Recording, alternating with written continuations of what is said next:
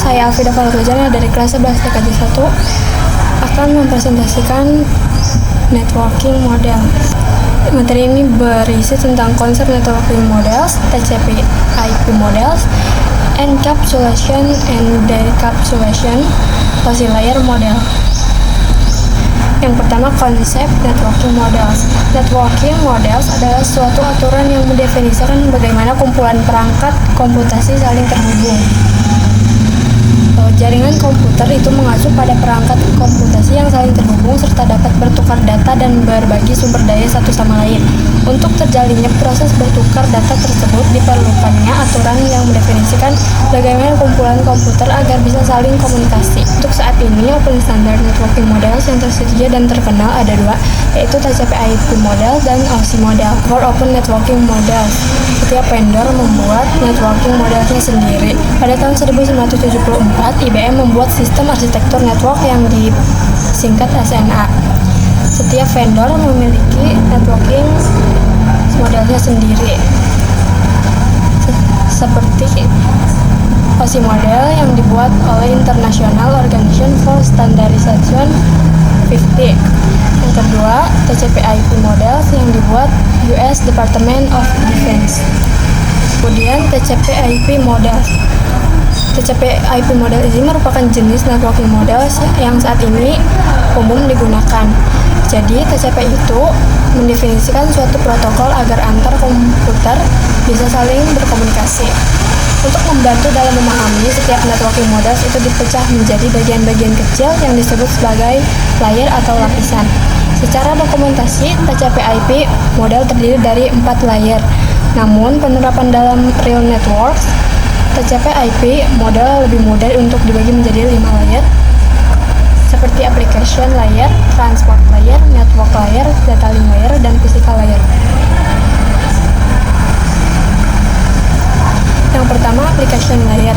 Application layer ini berfungsi sebagai antarmuka dengan aplikasi mengatur bagaimana aplikasi dapat mengakses jaringan dan kemudian membuat pesan-pesan berkala. Di antara contoh service dan application layer seperti HTTP, POP3, SMTP, IMAP, SSH. HTTP digunakan ketika kita ingin mengakses suatu web server. Dan kedua, transport layer. Layer ini berfungsi menyajikan atau memberikan service ke application layer. Untuk transport layer, terdapat dua protokol yang sering digunakan, yaitu TCP dan UDP. Protokol TCP/UDP ini mencakup TCP is more reliable. TCP digunakan untuk IP karena support error checking. UDP is more faster.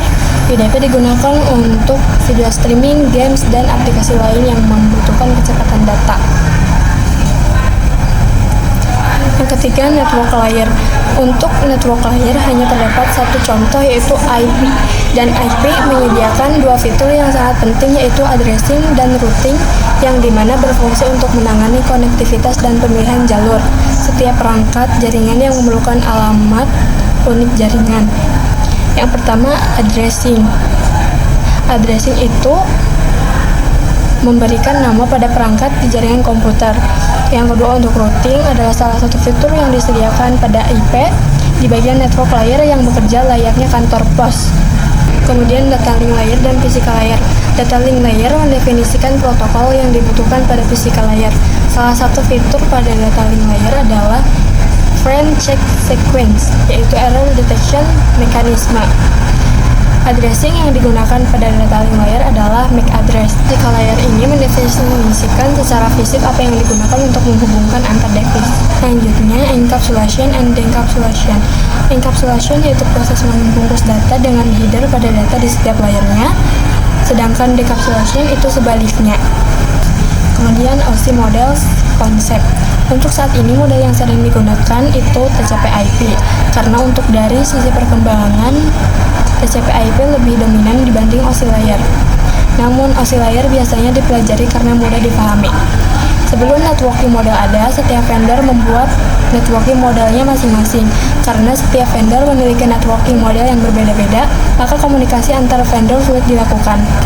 Oleh karena itu, dibuatlah sebuah model atau sebuah standar spesifikasi minimum oleh International Organization for Standardization pada tahun 1984, yaitu dengan nama OSI, Open System Interconnection.